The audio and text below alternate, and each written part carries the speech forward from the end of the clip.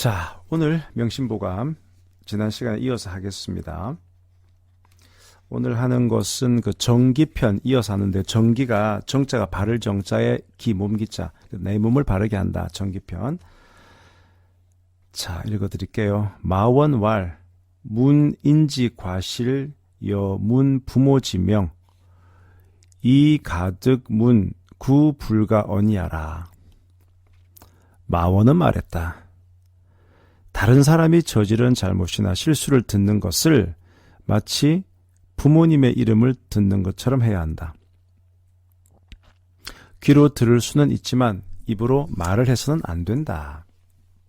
자, 마원이라는 사람은 아마 명심보감 첫 시간에 등장했던 그 후한서에 나오는 장군 이름이죠.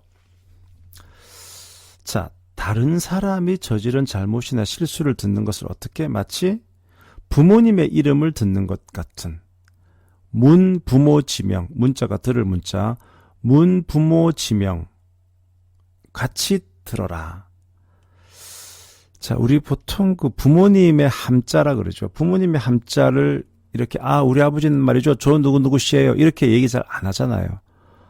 양자, 현자 쓰십니다라고 말을 하든가, 안 그러면은 이 부모님의 이름을 쉽게 입에 잘 못 옮기는데, 그게 좀 유교적인 전통이에요. 그래서 바로 마원은 다른 사람이 뭔가 잘못했다 이런 얘기를 듣게 되면 어쩔 수 없이 귀로는 들을 수밖에 없겠죠.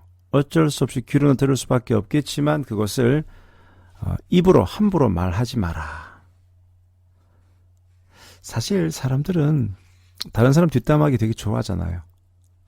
그런데 다른 사람에 대해서 안 좋은 얘기를 한 것이 그 돌고 돌아서 나중에 그 본인의 귀에 들어가서 열받는 그런 일도 많거니와, 단순히 열받는 것에서 그치지 않고 법적인 분쟁까지, 그러니까 뭐 명예훼손이다 이런 식으로 가는 경우 저 되게 많이 봤습니다.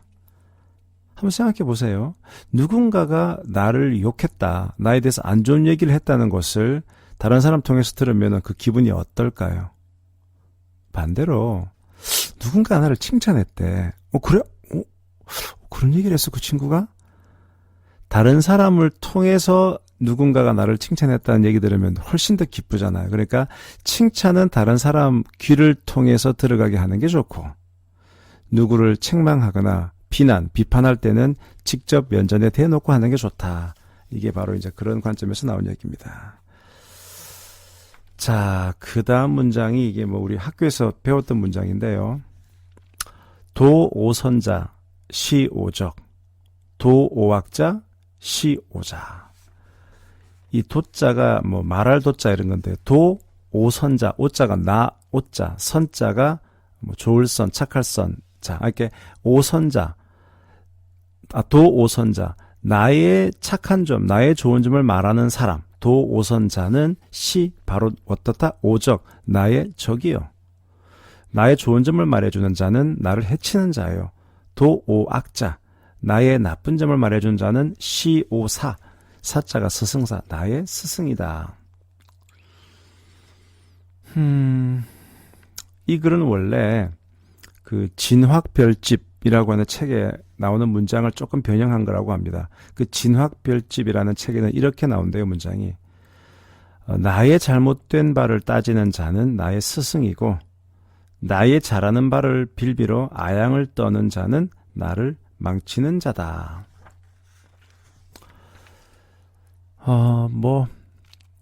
나에게 정말 도움이 되는 그런 말은 이게 좀 뭐랄까, 귀에 듣기가 좀 싫잖아요. 그래서 뭐 양약은 고어구 이런 표현 옛날에 했었죠. 양약, 좋은 약은 괴롭다, 어디에 어구, 내 입에 쓰다. 이렇게 좋은 약은 입에 쓰고, 또 좋은 충고는 나의 귀에 쓴 법인데, 때문에 이 말은 나에 대해서 좋은 점을 얘기해 준 사람이 다 나를 해치는 자다 이렇게 볼 수는 없겠지만, 기본적으로는 이 말은 오히려 뒷문장에 더 방점이 있습니다. 나의 나쁜 점을 말해주는 자, 나의 스승이다.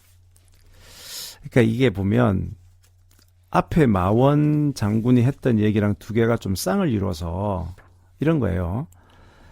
나는 다른 사람의 나쁜 얘기를 들어도 절대 옮기지 말고 그냥 틀어버려라.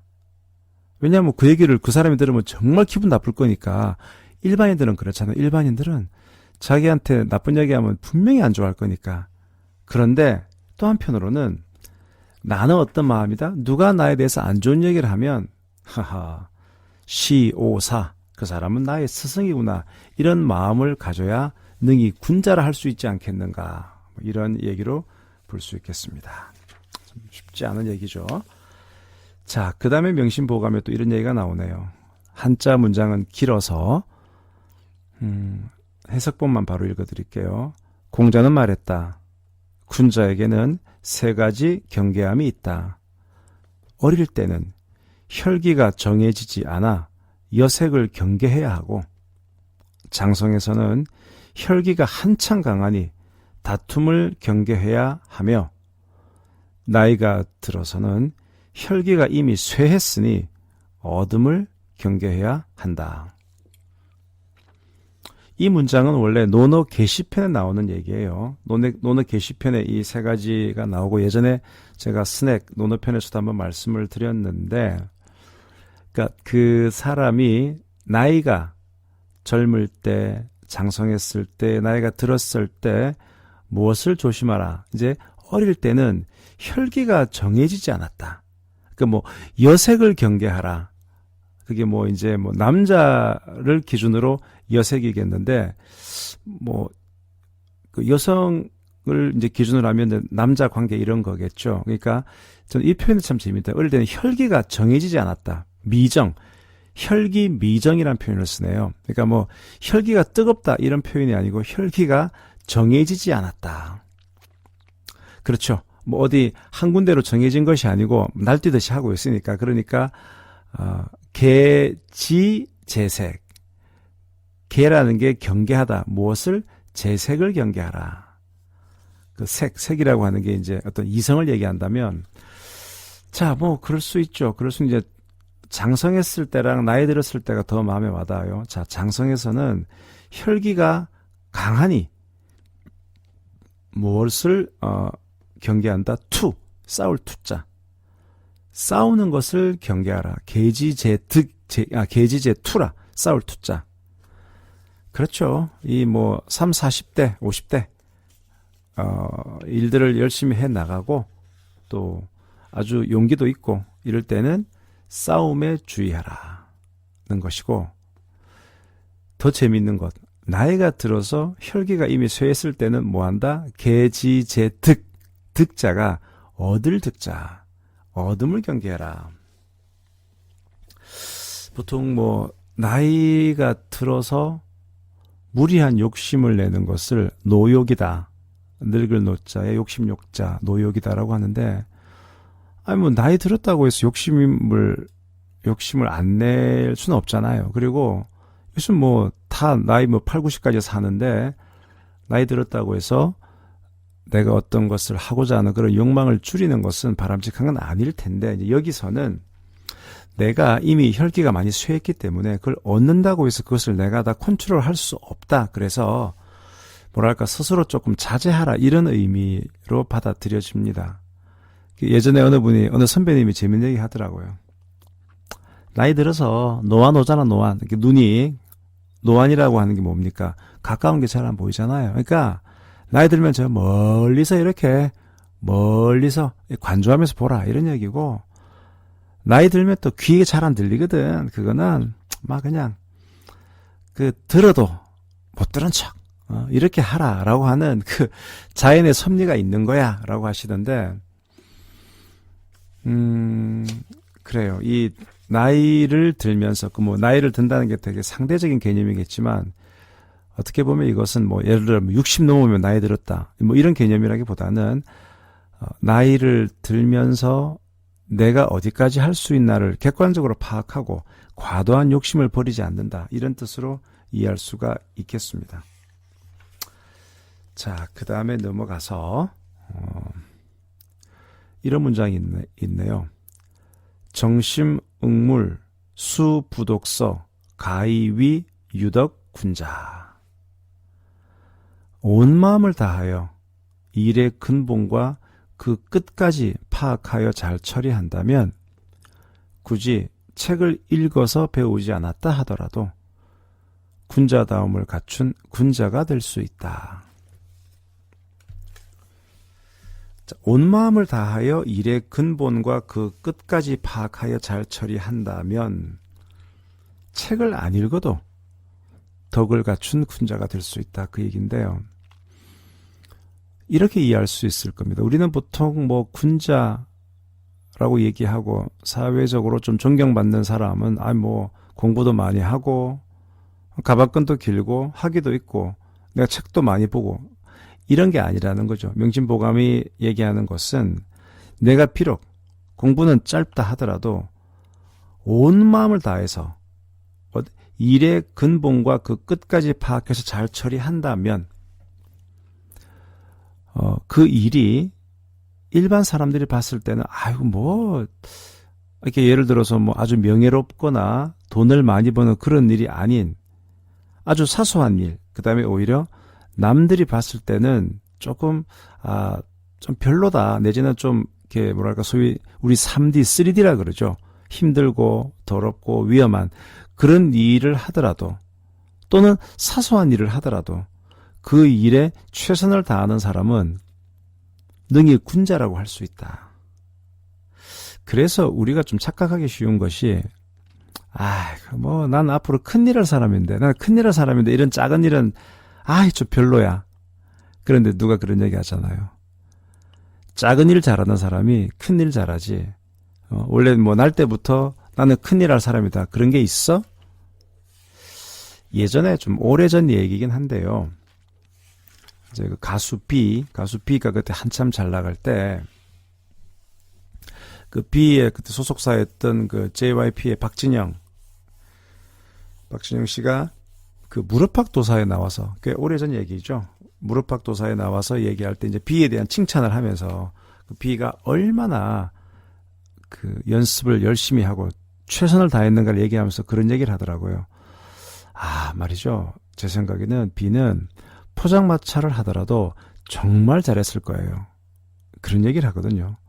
B랑 포장마차는 전혀 이렇게 동떨어진 일이긴 하지만 박진영 씨가 바라볼 때는 이 뭐 하나라도 자기에게 주어진 것을 정말 최선을 다하는 이 친구를 보았을 때 아마 포장마차라는 일을 전혀 별개의 일을 하더라도 역시 생각을 하고 내가 어떻게 하면 이 일을 잘할 수 있을까 노력해서 정말 잘했을 것이다. 왜 우리 하나를 보면 열을 안다. 그런 얘기 있지 않습니까? 실제 그래요. 그 작은 일을 잘하는 사람이 큰 일도 잘하는 것이고 또 작은 약속도 잘 지키는 사람이 큰 약속을 잘 지키는 거지. 예를 들어서 사소하게 돈 몇만 원 빌려갔다. 몇십만 원 빌려갔다. 그걸 만약에 못 갚는다. 안 갚는다. 까먹는다. 그러면 사실 그게 되게 작아 보이지만 그것 때문에 그 사람이 어떤 사회적으로 또는 친구들한테 되게 마이너스 포인트가 많이 생기거든요. 그래서 작은 것이라고도 이렇게 사소하게 생각하지 말고 뭘 하나를 하더라도 일을 하든 남의 부탁을 들어주든 뭐 하나를 하더라도 제대로 그 경상도 말로 단디하는 그렇게 할 때 결국은 나 스스로가 더 그 내부적인 발전이 있다는 것이고 그거는 독서의 버금가는 나를 기르는 방법이 된다. 그 얘기일 거고요. 자, 그 다음에 또 문장.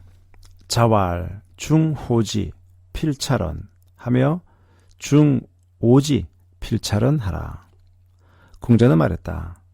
중호지, 이 무리 중자, 좋아할 호자. 모든 사람들이 그것을 좋아하더라도 필찰언, 반드시 살펴보며 중오지, 무리 중자, 미워할 오자. 여러 사람들이 그것을 미워하더라도 중오지, 필찰언, 반드시 살펴보아야 한다. 이 글은 원래 논어 위령공 편에 나오는 얘기거든요. 첫 시간에 말씀드린 대로 명심보감이라는 책은 동양 고전 곳곳에 나와 있는 좋은 문장들 이렇게 발췌해서 정리를 해 놓은 것입니다. 기본적으로 논어에서 공자가 얘기하는 것은 이런 거예요. 되게 좀 차별적인 부분이 있어요. 즉 오직 인자, 이제 공자는 인자, 어진 사람, 인자라는 표현을 많이 쓰는데 오직 인자만이 능히 사람을 좋아하고 능히 미워할 수 있으니 여러 사람들이 그를 좋아하고 미워한다고 해서 무작정 그것을 따른다면 이 사사로움에 가리울 수 있다. 이런 표현을 하고 있습니다. 이게 이제 논어 2인편에 보면은 오직 어진 사람이라야 사람을 제대로 좋아하고 사람을 제대로 미워할 수 있다. 이 말이 뭔 말이냐? 그러니까 사람을 미워하고 좋아하는 것 자체는 그 사람에 대한 판단이 들어가 있는 거잖아요. 근데 그 판단은 나쁜 사람이 좋아하면은 그는 나쁜 사람이라는 거죠. 나쁜 사람이 싫어하면은 그 사람이 좋은 사람일 수도 있어요. 즉, 누구를 좋아하고 미워한다는 것은 그 좋아하고 미워하는 주체가 누구인가가 상당히 중요하다는 것인데 오직 어진 사람만이 그렇게 할 수 있다. 그래서 그 소위 부하내동하지 말고 그냥 대중의 휩쓸림에 저 사람은 좋대. 저건 좋은 일이래. 이렇게 사람에 대한 평가도 그렇고 일에 대한 평가도 그렇고 그게 휩쓸리지 말고 나의 주관을 가지고 제대로 파악하라. 그래서 제가 언젠가 한번 말씀을 드렸을 겁니다. 기본적으로 논어란 책은 지인에 관한 책이다. 지인. 원래 한자에서 인은 사람이는 남을 타인을 얘기하는 거거든요. 지인. 지자는 알지자. 사람을 제대로 파악하는 방법에 대해서 얘기해 놓은 책이다. 이런 평가가 많아요. 그래서 40을 불혹이라고 하는 것은 미혹되지 않는다. 이 사람을 평가하는, 사람을 파악하는 방법들을 우리가 갈고 닦으면 나의 40이 되면 적어도 사람에 대한 판단을 그르치지 않기 때문에 내가 미혹되지 않는다. 이런 얘기고요. 자, 또 이런 문장이 있네요. 주중 불어 진 군자 재상 분명 대장부라. 이게 무슨 얘기냐? 주중 불어 진 군자. 술 취했을 때 말을 삼가는 것이야말로 진정한 군자요. 재상 분명 대장부. 재산 문제 앞에서 명분을 분명하게 할 수 있어야 대장부다. 원래 대장부라는 개념은 이제 맹자에 나오는 그런 개념이긴 한데요. 재밌죠? 술 취했을 때 말을 삼가라는 겁니다. 왜 그럴까요? 술을 취하게 되면 아무래도 긴장이 느슨해지게 되고 그렇게 하다 보면 내 속마음에 있는 그런 말들이 튀어나가는데 그것이 제대로 정제되지 못해서 다른 사람을 마음을 다치게 할 수도 있고 오해를 살 수도 있으니까 술 취했을 때는 말을 삼가라라는 것이고 또 어떤 돈 문제 앞에서는 당연히 이해관계에 휩쓸릴 수밖에 없는데 돈 문제 앞에서도 명분, 과연 내가 이것을 취하는 게 맞냐 아니냐 그것을 제대로 해야만 대장부다. 그 얘기입니다. 자, 그리고 오늘 여기까지 하죠. 요 문장까지. 요 문장 상당히 좀 약간 섬뜩한 그런 생각이 좀 드는 문장이에요. 태공은 말했다. 다른 사람을 헤아리고 싶다면 먼저 자기 자신을 반드시 헤아려라. 다른 사람의 마음을 상하게 하는 말은 도리어 그 자신을 상하게 한다. 피를 머금고서 다른 사람에게 뿜으면 자신의 입이 먼저 더러워진다. 다른 사람에게 나쁜 말 하지 마라라는 그런 일반적인 얘기인데, 자, 피를 머금고서 다른 사람에게 뿜으면 자신의 입이 먼저 더러워진다. 함혈분인, 함자가 이렇게 삼킨다, 머금다, 혈, 피, 함혈, 분인, 분자가 내뿜다, 분출한다 할 때 분인, 이렇게 함혈분인은 피를 머금었다가 사람에게 뿜으면 함혈분인, 먼저 오염되다, 더러워진다, 먼저 더러워진다, 기구, 그 입이 먼저 더러워진다. 함혈분인이면 기구라. 이게 문장 자체가 피를 머금고서 다른 사람에게 뿜는다라는 이 표현이 되게 시각적으로 확 들어오면서 좀 섬뜩하면서도 아, 그렇구나. 우리가 누군가에 대해서 안 좋게 얘기를 하는 것은 그냥 단순히 뭐 그 사람에게 상처를 준다 이런 게 아니고 그래. 세상에 피를 머금고서 다른 사람에게 뿜는 것과 다를 바가 없구나. 아, 이 생각을 하니까 그러네. 진짜 눈에 보이지 않는 이 나쁜 말이라고 툭툭 내뱉었다가는 큰일 나겠구나. 저는 이 문장이 너무나 가슴에 와닿았더라고요. 그러니까 정말 나쁜 말을 하게 되면 내 입이 먼저 더러워진다. 우리 그런 얘기 많이 쓰잖아요. 그 원문이 바로 함혈분인이면 선오기구라. 이런 문장을 한번 배워보았습니다.